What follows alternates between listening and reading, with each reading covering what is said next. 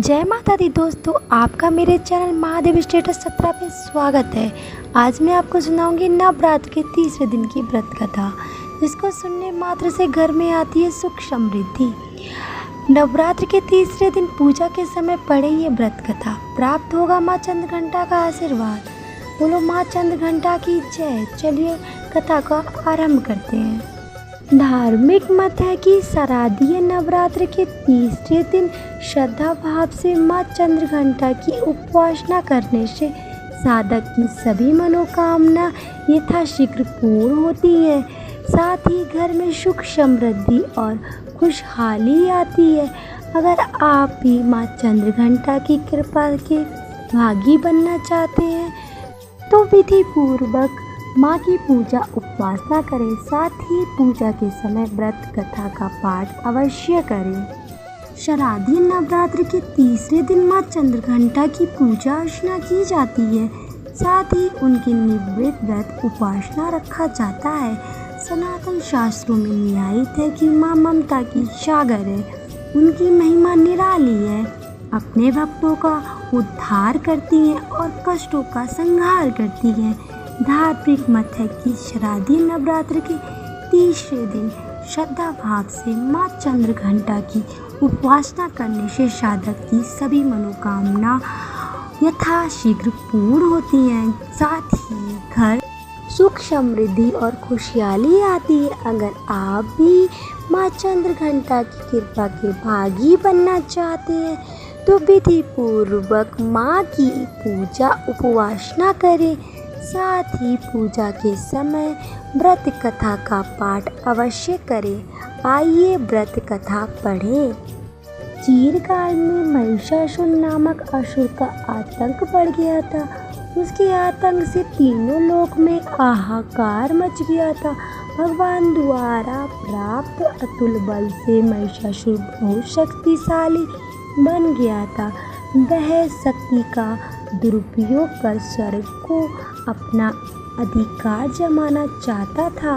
इस प्रयास में वह लगभग सफल भी हो गया था।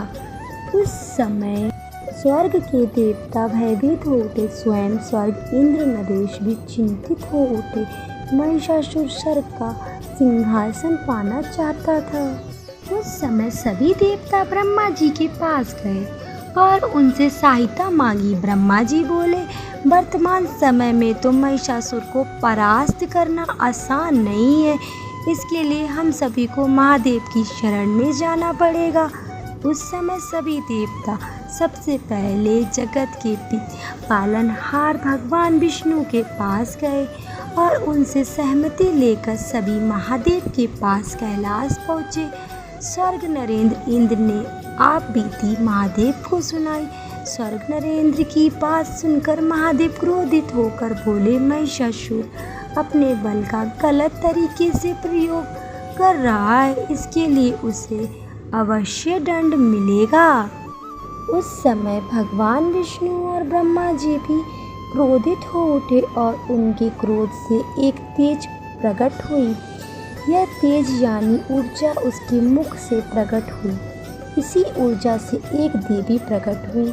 उस समय भगवान शिव ने देवी माँ को अपना त्रिशूल दिया। भगवान विष्णु ने अपना सुदर्शन चक्र दिया। स्वर्ग नरेंद्र इंद्र ने घंटा प्रदान किया। इस प्रकार सभी देवताओं ने देवी माँ को अपने अस्त्र शस्त्र दिए।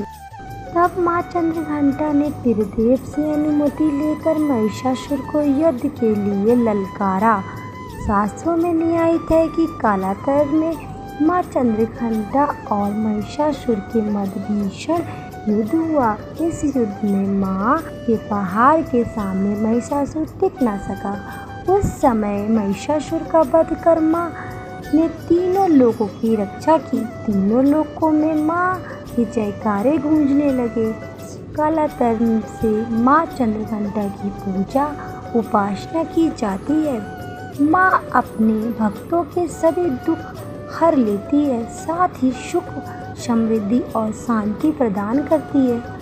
अंततः साधक श्रद्धा भाव से शारदीय नवरात्र के तीसरे दिन माँ चंद्रघंटा की उपासना करते हैं। बोलो माँ चंद्रघंटा की जय।